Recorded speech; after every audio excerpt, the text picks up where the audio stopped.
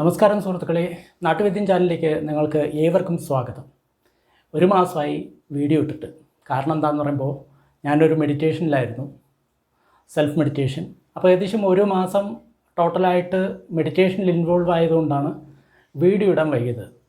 ഞാൻ ഇനി ചെയ്യാൻ ഉദ്ദേശിക്കുന്ന ഓരോ മാസവും ഓരോ വീഡിയോ ഇടും. അതിനുശേഷം ഒരു മാസം സെൽഫ് റിട്രീറ്റ് അല്ലെങ്കിൽ സ്വയം മെഡിറ്റേഷൻ്റെ അതിലേക്ക് പോകാൻ വേണ്ടിയിട്ടാണ് ഉദ്ദേശിക്കുന്നത്. സുഹൃത്തുക്കളെ, എല്ലാവർക്കും സുഖം എന്ന് വിശ്വസിക്കുന്നു.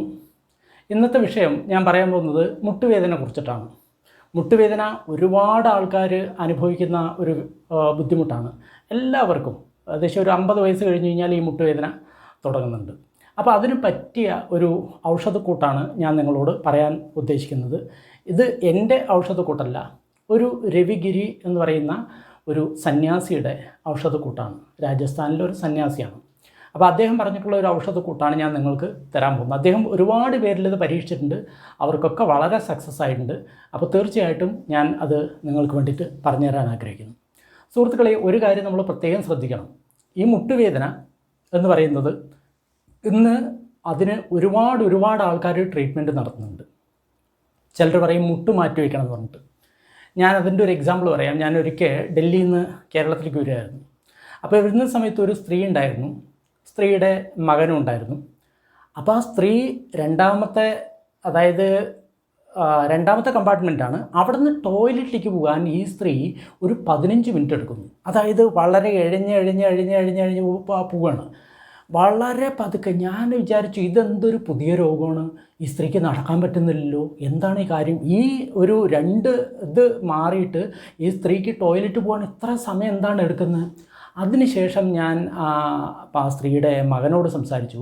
അപ്പോൾ അവൻ പറഞ്ഞത് മുട്ടുമാറ്റ് വെച്ചിരിക്കുകയാണ്. അപ്പോൾ നേരത്തെ ഒരുപാട് ഈ മുട്ടിൻ്റെ പ്രശ്നങ്ങളും ഫ്ലൂയിഡ് കമ്മി അങ്ങനെയുള്ള പല പ്രശ്നങ്ങളും പറഞ്ഞു, മുട്ടുമാറ്റ് വെച്ചാണെന്ന് പറഞ്ഞു.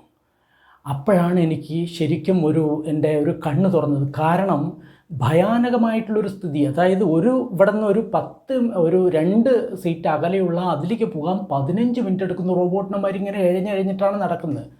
അപ്പോഴാണ് നമ്മുടെ നാച്ചുറലായിട്ടുള്ള നമ്മുടെ മുട്ടിൻ്റെ കാര്യം എനിക്ക് ഓർമ്മ വന്നു. സുഹൃത്തുക്കളെ, നമുക്കെപ്പോഴും നാച്ചുറലായിട്ടുള്ള സാധനം തന്നെയാണ്. മുട്ടായാലും ശരി, അരക്കെട്ടായാലും ശരി, സ്പൈനലായാലും ശരി, എന്തായാലും ശരി, നാച്ചുറലായിട്ടുള്ള സാധനം നാച്ചുറലാണ്. അതിനൊരിക്കലും അൺനാച്ചുറലാക്കാൻ പറ്റില്ല.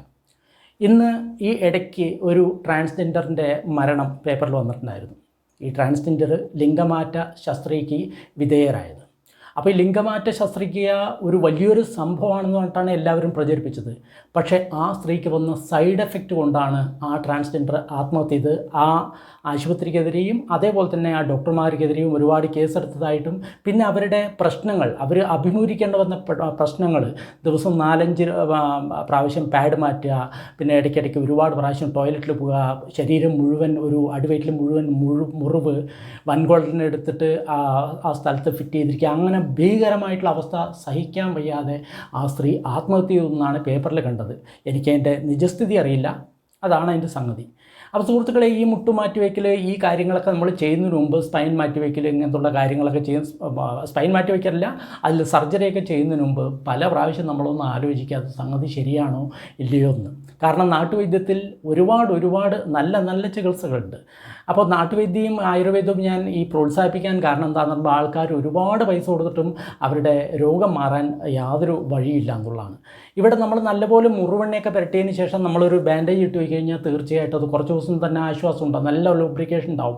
എരിക്കിൻ്റെ ഇല, ആവണക്കിൻ്റെ ഇല ഇതെല്ലാം വെച്ച് കെട്ടിവയ്ക്കാം. അതേപോലെ തന്നെ ചായ, കാപ്പി അങ്ങനത്തുള്ള സാധനങ്ങളൊക്കെ ഒഴിവാക്കണം. എന്തായാലും ഞാൻ ആ മരുന്നിലേക്ക് വരാം.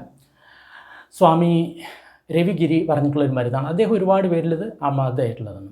അതിനാവശ്യമായിട്ടുള്ളത് 4 സാധനങ്ങളാണ്.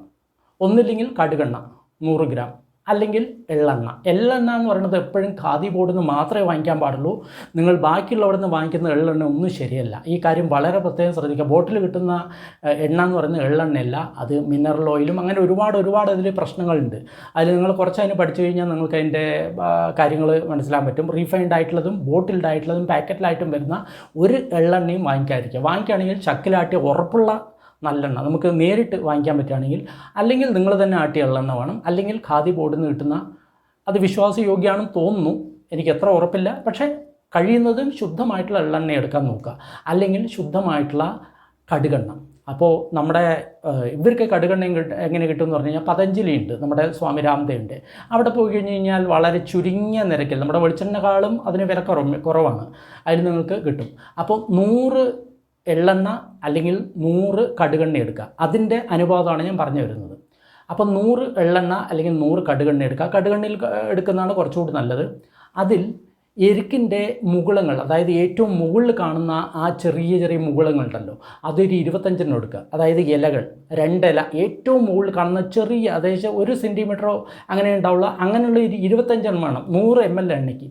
അപ്പോൾ 25 ഈ എരുക്കിൻ്റെ ഈ ചെറിയ ചെറിയ ഇലകൾ, പൂവല്ല, ഏറ്റവും അഗ്രഭാഗത്ത് കിടന്ന ആ കോമളമായിട്ടുള്ള ഏറ്റവും ചെറിയ ഇല, ഏറ്റവും ടോപ്പിൽ കാണുന്ന ആ ചെറിയ മുകുളന്മാരിയുള്ള ഇല ഒരു 25 എടുക്കണം. അതിന് താഴെയുള്ള വലിയ ഇല എടുക്കാൻ പാടില്ല. ഈ 25 ഇല ഇതെടുക്കുക. 25 ആ മുകുളങ്ങൾ എടുക്കുക. പൂവല്ല പറയുന്നത്, ഇലയുടെ ഏറ്റവും അഗ്രത്ത് കാണുന്ന ചെറിയ ആ ഇല 25 എടുക്കുക. പിന്നെ നമുക്ക് വേണ്ടത് ഒരു 10 ഗ്രാം വേപ്പിൻ്റെ ഇലയാണ്. ആര്യവേപ്പിൻ്റെ ഇല, കറിവേപ്പില, ആര്യവേപ്പിൻ്റെ ഇല 10 ഗ്രാം. അത് പച്ച എണ്ണ വേണം. പിന്നെ നമ്മൾക്ക് വേണ്ടത് ഒരു 3 വറ്റൽമുളക്, അതായത് അത് ഞെട്ടിയൊന്നും പറിക്കാതെ ഫുള്ളായിട്ടുള്ള വറ്റൽമുളക്. ഞെട്ടി പറിച്ചു കഴിഞ്ഞാൽ എന്താണെന്ന് പറയുമ്പോൾ അതിൻ്റെ ഇതെല്ലാം ഇറങ്ങും, അതിൻ്റെ കുരുവൊക്കെ വരും. പിന്നെ 100 ഗ്രാം കടുകെണ്ണ അല്ലെങ്കിൽ എള്ളെണ്ണ. ഈ 4 സാധനങ്ങൾ മാത്രമേ വേണ്ടൂ. എരുക്കിൻ്റെ ഏറ്റവും ചെറിയ മൂളം അത് ഒരു 25. പിന്നെ അടുത്തത് വേപ്പിൻ്റെ ഇല 10 ഗ്രാം, പച്ച വേപ്പിൻ്റെ ഇല 10 ഗ്രാം. പിന്നെ നമുക്ക് വേണ്ടത് ഇതാണ് 3 വറ്റൽമുളക്. വറ്റൽമുളക് എന്ന് പറയുന്ന സാധനം അറിയാലോ, ഉണക്ക വറ്റൽമുളക്. പിന്നെ 100 ഗ്രാം കടുകെണ്ണ അല്ലെങ്കിൽ എള്ളെണ്ണ. ഈ സാധനം ഒരു ഇരുമ്പ് ചട്ടിയിലോ അല്ലെങ്കിൽ ബാക്കിയുള്ള മൺപാത്രത്തിലോ വെച്ചതിന് ശേഷം അരമണിക്കൂർ കൊണ്ട് വേണം ഇത് ചൂടാക്കിയെടുക്കാൻ. നമ്മൾ പെട്ടെന്ന് ചൂടാക്കിയിട്ട് കഴിഞ്ഞാൽ അത് ഇതാവരുമ്പോഴേ കരിഞ്ഞും കണ്ടുപോകും. അത് പതുക്കെ വളരെ സിമ്മായിട്ടുള്ള തീയിൽ ഒരു അരമണിക്കൂർ വെച്ചതിന് ശേഷം അത് നല്ലപോലെ ഒരു ബ്രൗൺ കളർ അല്ലെങ്കിൽ ആ നല്ലപോലെ ഒരു ഇതെല്ലാം നിൽക്കുന്നൊരവസ്ഥ, നല്ലപോലെ അത് കുക്കാകുന്ന ഒരവസ്ഥ ഒരു അരമണിക്കൂറെങ്കിലും എടുത്തതിന് ശേഷം ഈ എണ്ണ കാച്ചിയതിന് ശേഷം രാത്രി കിടക്കുന്നതിന് മുൻപ് ഈ എണ്ണ നമ്മൾ ഒരു സ്പൂൺ അല്ലെങ്കിൽ 2 സ്പൂൺ എടുത്തതിന് ശേഷം മുട്ടിൽ നല്ലപോലെ തേച്ച് പിടിക്കുക. 10 മിനിറ്റ് തേക്കണം, നല്ലപോലെ തേക്കണം. തേച്ചതിന് ശേഷം ഒരു ഇല വെച്ചിട്ട് നമുക്ക് ഒന്നിങ്ങനെ കവർ ചെയ്യാം. അല്ല എന്ന് പറയുമ്പോൾ നമുക്ക് വേറെ ഏതെങ്കിലും ക്ലോത്ത്, ഏതെങ്കിലും തുണി ഉണ്ടല്ലോ, തുണി വെച്ചിട്ട് നമ്മൾ കെട്ടിയിട്ട് സുഖമായിട്ട് കിടക്കുക. അദ്ദേഹം പറയുന്നത് ഒരാഴ്ചയ്ക്കുള്ളിൽ നിങ്ങളുടെ മുട്ടുവേദന വളരെയധികം വ്യത്യാസം ഉണ്ടാകുമെന്നാണ് പറയുന്നത്. അപ്പോൾ തീർച്ചയായിട്ടും ഈ ഒരു നാട്ടുവൈദ്യം നിങ്ങൾ തീർച്ചയായിട്ടും ട്രൈ ചെയ്ത് നോക്കുക. കാപ്പി ചായ എന്നൊക്കെ ഉള്ളതൊക്കെ ഒഴിവാക്കാം. യോഗ ചെയ്യുന്നവർക്ക് മുട്ടുവേദന ഒരിക്കലും വരില്ല. ഈ കാര്യം നിങ്ങൾ വളരെ പ്രത്യേകം ശ്രദ്ധിക്കുക. വെറുതെ ഇരിക്കുന്നവരാണ് മുട്ടുവേദന വരുന്നത്. യോഗ ചെയ്യുന്നവർക്ക് യാതൊരു വിധത്തിലുള്ള മുട്ടുവേദനയും വരില്ല. അവരുടെ എപ്പോഴും നല്ല മുട്ട് വളരെ ഫ്രീ ആയിട്ടുണ്ടാവും, യാതൊരു കുഴപ്പമില്ലാതെ ഉണ്ടാവും. അപ്പോൾ ഇത്രയുമാണ് നമുക്ക് ഈ വീഡിയോയിൽ പറയാനുള്ളത്. എല്ലാവർക്കും നന്ദി, നമസ്കാരം.